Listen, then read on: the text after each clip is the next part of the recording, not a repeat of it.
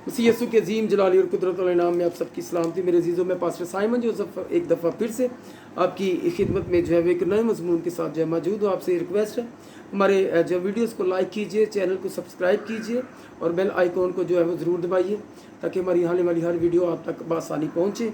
तो बगैर वक्त ज़ाया किए हम खुदा के कलाम में से जो है वो आज देखेंगे। आज का जो हमारा मजमून होगा वो होगा रैप्चर ऑफ चर्च, कलीसिया का उठाया जाना। हवाला निकालिए मत्ती रसूल की मार्फत लिखी गई इंजील 24 बाब उसकी 44 आयत। यहाँ पर लिखा है कि इसलिए तुम भी तैयार रहो क्योंकि जिस घड़ी तुमको गुमान भी ना होगा इब्ने आदम आ जाएगा। कलाम मुकद्दस के पढ़े और सुने जाने पर खुदा हम सबको बरकत दे। मेरे अजीज़ों, ये वो आयत है जिसको लेकर जो है वो मसीही आज तक कभी संजीदा नहीं हुए और वो समझते हैं कि जब से ये यीशु मसीह जो है वो गए हैं और जो है वो यीशु मसीह अभी तक जो है वो नहीं आए और जो है वो कलीसियाएँ प्रचार कर रही हैं, पास्टर्स जो है वो खादमीन जो है वो प्रचार करते हैं।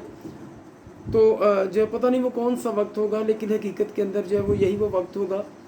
यीशु मसीह ने जो यीशु मसीह से यही सवाल किया गया कि तेरे आने का वक्त होगा, क्या होगा। तो उस वक्त यीशु मसीह ने एक बात और भी कही थी और वो ये थी कि आखिरी दिन जो है वो जो आखिरी वक्त होगा वो नूह के दिन फिर से लौट आएंगे। तो अगर आप ध्यान से आपने बाइबल को पढ़ा हो तो क्या आज हम नूह के दिनों के अंदर नहीं हैं? नूह के दिनों के अंदर बाइबल मेंशन करती है इस बात को कि नूह के दिनों में लोग खाते पीते थे, ब्याह शादियाँ करते थे और गुनाह जो है वो हद से ज़्यादा जो है वो बढ़ चुका था। अगर आप ध्यान से अपने चौगिर्द नज़र दौड़ाएँ, पूरी दुनिया के अंदर दौड़ाएँ, तो मेरे अजीज़ों आपको पता चलेगा कि हम उसी दौर के अंदर हैं। सब कुछ हो रहा है। आज इतनी जो है वो डिशेज़ हैं कि आप हैरान हैं। लोग लॉन्ग ड्राइव करके डिशेस खाने के लिए जो है वो दूसरे शहरों में जाते हैं जो है वो खाना खाने के लिए। इसका मतलब है कि लोगों का रुझान जो है वो खाना बन चुका है। और नूह के दिनों में भी यही कुछ था, शादियां धड़ाधड़ हो रही हैं और जो है वो हद से ज़्यादा जो है वो गुनाह था। और उस वक्त ये भी लिखा कि लोग सजावटें बड़ी करते थे, पौधों से, फूलों से, पत्तियों से अपने घरों को सजाते थे। और आज मेरे अजीज़ों सेम वही कंडीशन जो है वो चल रही है। आज सारा कुछ जो है वो हो रहा है। इसलिए मेरे अजीज़ों, जब हम देखते हैं कि यीशु मसीह ने जब सवाल किया गया कि तेरे आने का वक्त कब, क्या होगा और दुनिया का खात्मा कब होगा, तो यीशु मसीह ने ये सारा कुछ बयान किया। इसलिए मेरे अजीज़ों, ये हमें इस बात को समझना है कि these are the days of church, not for the world. ये दुनिया के लिए आखिरी दिन नहीं है, ये कलीसिया के लिए आखिरी दिन है। क्योंकि दुनिया अभी यीशु मसीह जब पहली दफ़ा अब आएंगे तो जितनी भी पूरी दुनिया में से जितने भी ईमानदार हैं, रास्तबाज हैं, जो खुदा के साथ चलते हैं, वो एकदम जलाली बदन पाकर उड़ेंगे। और जो मसीह में सो गए हैं जो वो भी जलाली बदन पाकर जो है वो कब्रें खुलेंगी, वो भी उड़ जाएंगे और मसीह के साथ जो है वो आसमानों पर चले जाएंगे। और मसीह ज़मीन पर पाँव नहीं रखेंगे बल्कि वो वापस जो है वो आसमान पर चले जाएंगे और वहाँ पर 7 साल गुजारने के बाद, कलीसिया के साथ गुजारने के बाद, वो दोबारा ज़मीन पर जब पाँव रखेंगे तो फिर हकीकत के अंदर जो है वो मसीह यीशु जो है वो ईद क़याम की तकमील करेंगे। और उसके बाद जो है वो 1000 साल बादशाहत जो है वो मसीह की जो ज़मीन पर होनी है वो शुरू हो जाएगी। इसलिए बहुत ज़रूरी है कि हम इस हकीकत को समझें कि ये कलीसिया के लिए आखिरी दिन है, ये दुनिया के लिए आखिरी दिन नहीं है। उस 1000 साल बादशाहत के अंदर लोग पैदा हो रहे होंगे और लोग जो है वो इतने सख्त होंगे और जो है वो जल्दी खुदा के कलाम को कबूल नहीं करेंगे। हालांकि कुछ कंडीशन आजकल भी ऐसी है कि हम जल्दी जो है वो खुदा के कलाम को लोग जो है प्रीच करते हैं, वो जल्दी सुनते नहीं हैं और जल्दी कबूल भी नहीं करते। बहुत से बहन और भाई कभी उन्होंने ये बात सोची नहीं है कि खुदा ने हमें ज़मीन पर जो है इबादत के लिए भेजा है और वो अच्छे तरीके से संजीदगी के साथ वो इबादत ही नहीं करते। अपने 6 दिन काम करते हैं और जब इतवार का दिन आता है तो फिर वो काम पर ही है। इसका मतलब है कि हमने अभी तक खुदा को पहचाना नहीं है और हम अभी तक जो है वो खुदा की आमद के लिए तैयार नहीं हो रहे। इसलिए मेरे अजीज़ों, बहुत ज़रूरी है कि हम खुदावंद के कलाम को सीखें। और इन दिनों में जो फॉल्स टीचिंग है, जो गलत तालीमात है, वो चल रही हैं। इसलिए बहुत ज़रूरी है कि हम खुदावंद के कलाम को परखें, रूल कुद्दस को जो है वो मौका दे, वो आपकी ज़िंदगी के अंदर जो है वो नाजिल हो, वो आए, आपकी रहनुमाई करे। क्योंकि बाइबल ये फरमाती है कि रूल कुद्दस जो है वो तुम्हारा उस्ताद होगा, वो तुम्हारी जो है वो रहनुमाई करेगा, टीच करेगा हमें कि हमें किस तौर पर आगे जो है वो बढ़ना है। इसलिए फॉल्स टीचिंग से जो हमें बचना है और खुदावंद के कलाम को पकड़े रखना है। और इतना ही पकड़े रखो जितना आपको बादशाहत में जाने के लिए चाहिए। बहुत से लोग जो है वो हद से ज़्यादा इल्म के पीछे दौड़ते हैं और ढूंढते हैं कि काइन की बीवी जो थी उसका नाम क्या है और उसके वालिदैन का नाम क्या है और वो कहाँ से पैदा हुई, क्या वो आदम की औलाद थी या किसी और जगह से। सो ये वो सवाल है जो आपको बादशाहत के लिए तैयार नहीं कर सकता, तो ना ये करेगा। अगर शरीयत के अंदर एक लिखा है कि एक कुर्बानी के 7 टुकड़े करो और उन टुकड़ों का मकसद क्या है, अगर आपको समझ में नहीं आता तो इट्स ओके। ज़रूरी नहीं है कि आपको समझ आए कि एक जो फरिश्ता है जो मुकाशफा की किताब के अंदर है, इसका एक पाँव जो है वो पानी में है और एक पाँव जो है वो खुश्की पर है, और आपको इस चीज़ का पता नहीं है, तो ज़रूरी नहीं है कि आप बादशाहत के लिए तैयार नहीं हो सकते, या आप जसीम बकरे के हवाले से नहीं जानते, या आप दानियल के 70 हफ्तों के बारे में नहीं जानते। अगर इन सारी चीज़ों का आपको नहीं भी इल्म, लेकिन अगर आपके पास खुदा का ज़िंदा वो कलाम, वो अकीदा आपके अंदर है कि मुझे तैयार होना है, ये सबसे बड़ी बात है, तो फिर मेरे अजीज़ों आप उठाए जाओगे, इससे कोई फ़र्क नहीं पड़ता। और मेरी अजीज़ों जो जो इल्म है, बाइबल कहती है कि इल्म तो जो है वो मिट जाएगा, इसलिए नॉलेज जो है वो इस दुनिया के लिए है, ये आपको रेडी नहीं करता। आपको सिर्फ इतना इल्म चाहिए जितना आप रेडी हो सकते हो। आपको ये मालूम होना चाहिए कि आखिरी दौर के अंदर क्या होगा और यीशु मसीह कब आएंगे, क्या क्या निशानियाँ होंगी। ये बहुत ज़रूरी है कि हम इस हकीकत को पढ़ें। और मेरे अजीज़ों, अगर आप मत्ती 25 बाब में देखें तो वहाँ पर यीशु मसीह ने कुछ तमासील बयान की हैं। उन तमासील के अंदर जो है वो हमें इस बात सिखाई गई है कि हम अपने आप को किस तरह तैयार कर सकते हैं, हम अपने आप को किस तरह अलर्ट रख सकते हैं। अगर मत्ती 25 बाब उसकी पे शुरू से देखें तो एक हमें जो है वो तमसील नज़र आती है जो हमें बहुत हद तक जो है वो खुदा उनकी बादशाहत के लिए, यीशु मसीह की आमद के लिए जो है वो तैयार करती है। वहाँ पर आपको मैं ये बताना चाहता हूँ, वहाँ पर 10 कुंवारियों का जिक्र है कि 10 कुंवारियाँ थी जो दूल्हे के जो है वो इंतज़ार में जो है वो बैठी थी, और दूल्हा जो है वो उसने देर की थोड़ी सी आने में, और 5 जो है वो मुकम्मल तौर पर अलर्ट थी और 5 जो है वो अलर्ट नहीं थी। और जो है वो बाइबल ये नहीं बताती कि वो 5 जो रह गई थी वो गुनाहगार थी, वो भी रास्तबाज ही थी, लेकिन प्रॉब्लम क्या थी कि वो सुस्त थी।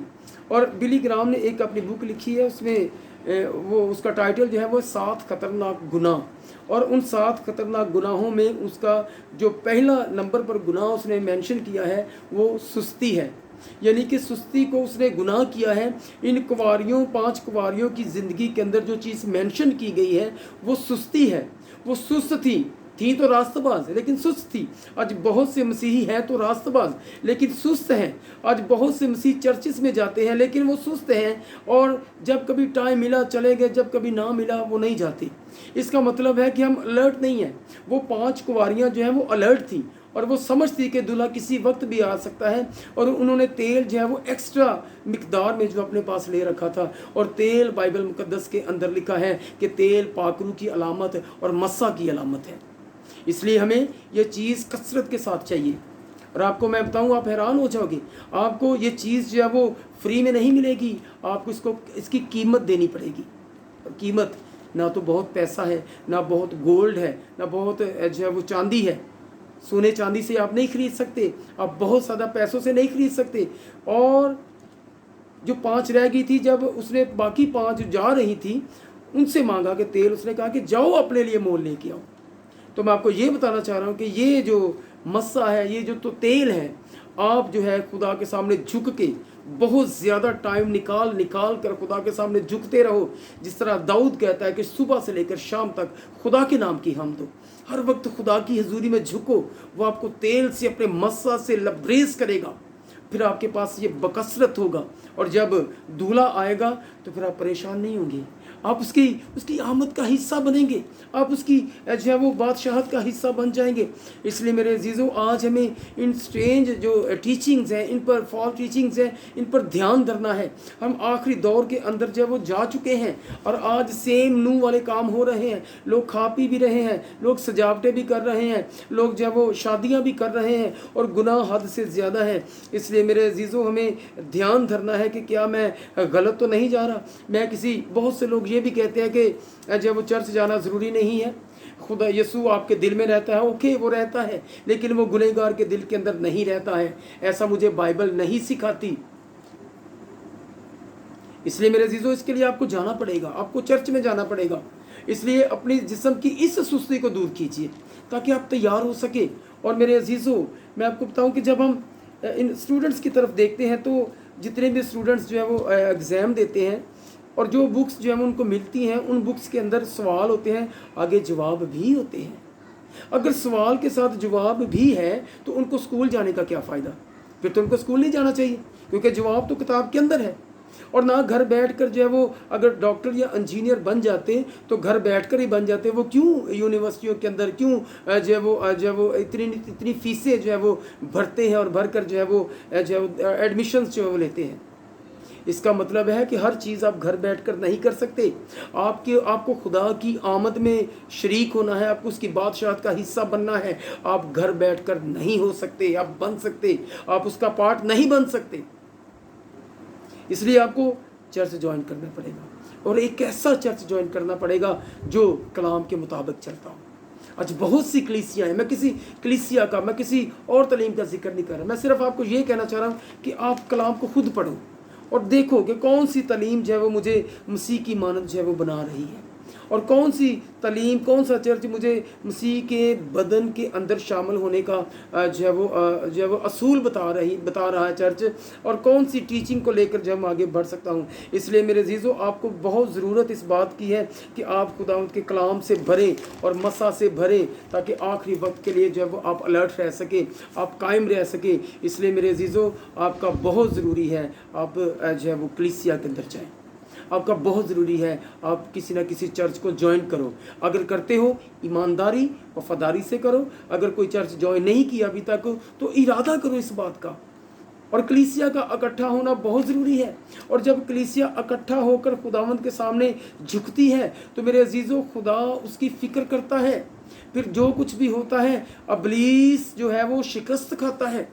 जितने मर्जी वो अटैक्स कर ले, हमले कर ले, वो मार खाएगा, क्योंकि हम सब जब मिलकर खुदा की जो है वो हमदो सना में झुकते हैं, इबादत करते हैं, प्रेयर करते हैं। मेरे अजीज़ों, जो इब्लीस है, डेवल है, उसके पास सिर्फ एक ही रास्ता बचता है कि वो भागे।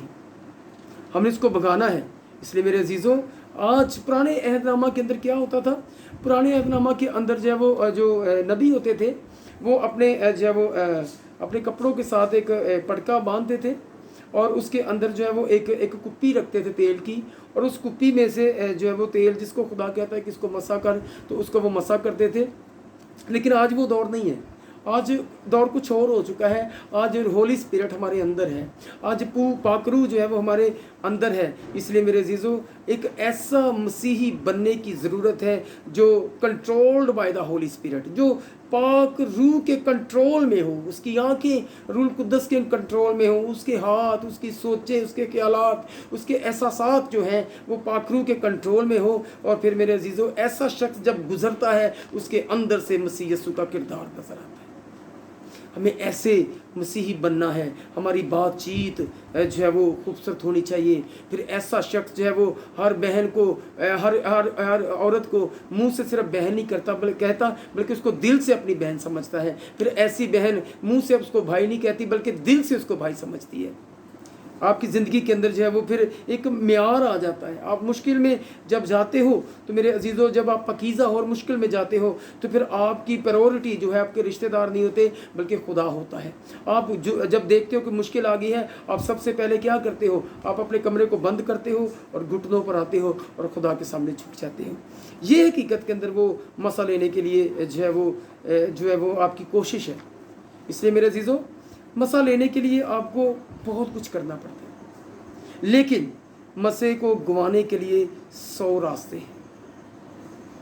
इसलिए अंतिक मेहनत के बाद जब मसा लिया जाता है और आपकी छोटी सी गलती से वो चला जाए तो मैं समझता हूँ कि ये जो वो बहुत बड़ी बैड लक है। इसलिए मेरे अजीज़ों, आज कलीसिया का घुटनों पर आना बहुत ज़रूरी है, ताकि कलीसिया घुटनों पर आए, खुदा की आमद के लिए तैयार हो सके। और जब खुदा की आमद के लिए वो तैयार होगी तो फिर मेरे अजीज़ों वो कलीसिया उठाई जाएगी। अगर आप खिदमत करते हो, वेल एंड गुड। अगली जो तमसील बयान की गई है वो तोड़ों की तमसील है। उसमें जो जिक्र है कि किसी को कुछ मिला, किसी को कुछ मिला, ठीक है। और उन्होंने जो वो अपनी जो वो खिदमत के मुताबिक जो है वो काम किया। जिसके पास 2 थे उसने 4 कर लिए, और जिसके पास 5 थे उसने 10 कर लिए, और जिसके पास 1 था उसने 1 को दबा दिया। और 5 वाले को जिसने डबल 10 वाला था वो डबल हो गया, उसको भी शाबाश मिल गई। और 2 जिसके पास है उसके 4 हो गए, उसको भी जो है वो शाबाश मिली। लेकिन जिसने दबा दिया उसको जो है वो कोई शाबाश नहीं मिली, बल्कि उसके लिए सज़ा का हुक्म जो है वो किया गया। आप किसी एंगल से खिदमत करते हो मेरे अजीज़ों, आपका फ़र्ज़ है कि आप उस खिदमत को करते जाओ। खुद भी तैयार रहो आमद के लिए, उसी की आमद के लिए, और दूसरों को भी तैयार करो, ताकि जब यसुम मसीह आए तो आप जो है वो आपका नाम जो है वो लिया जाए कि मैं इस शख्स के सबब से जो है वो बचाया गया हूँ, इसने मुझे मसीह यीशु से मुतारफ़ करवाया, इसने जो है वो, इसलिए मेरे अजीज़ों बहुत ज़रूरी है कि आप जो है वो खुदा के सामने, अगर आपको खुदा ने जो है वो खिदमत के लिए चुना है तो आप खुदा के सामने झुकें, रूह की निजात के लिए काम करें और उस खिदमत का इस्तेमाल करें। आप सिर्फ चर्च ही जाते हैं तो आप भी खिदमत में हो। आप जो आपके साथ बैठा हुआ उसकी शफायत कर सकते हो, कोई बीमार है आप उसको जो है वो खुदा का यीशु मसीह का रास्ता दिखा सकते हो, आप चर्च का रास्ता दिखा सकते हो, आप दुआ का रास्ता दिखा सकते हो, आप उसके साथ मिलकर फास्टिंग कर सकते हो, ताकि वो अपने उस मुश्किल में से जो है वो बाहर आए। इसलिए मेरे अजीज़ों बहुत ज़रूरी है कि हम अपने आप को जो है वो तैयार करें, और कलीसिया वो उठाई जाएगी जो बर्रे के लहू से धुली हुई।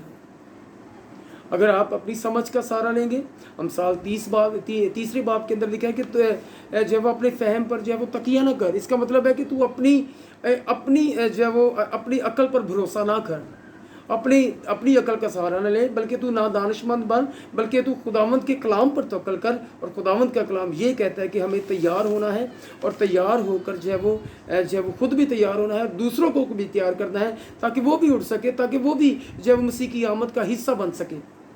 इसलिए मेरे अजीज़ों ये बहुत बड़ी बरकत है, आखिरी बात कर रहा हूँ, ये बहुत बड़ी बरकत है।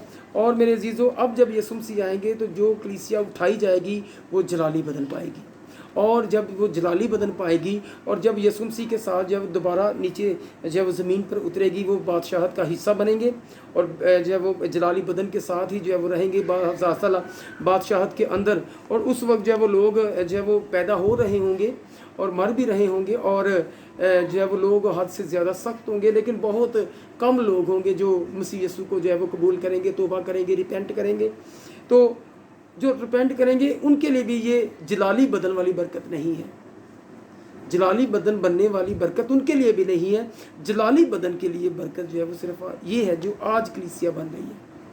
इसलिए बहुत ज़रूरी है अपने आप को तैयार करो, ताकि खुदा आपको बरकत दे, आपके वसीला से बहुत सी ज़िंदगियाँ जो है वो बचे। मसीह यीशु के अजीम और जलाली नाम से जो आपने कलाम सुना है आपकी ज़िंदगी का हिस्सा बने। तो मेरे अजीज़ों फिर एक नए मजमून के साथ पास्टर साइमन जोसेफ एक दफ़ा फिर आपकी खिदमत में जो है वो हाजिर होंगे। सो जो है वो दुआ में याद रखिएगा। खुदा आपको बरकत दे।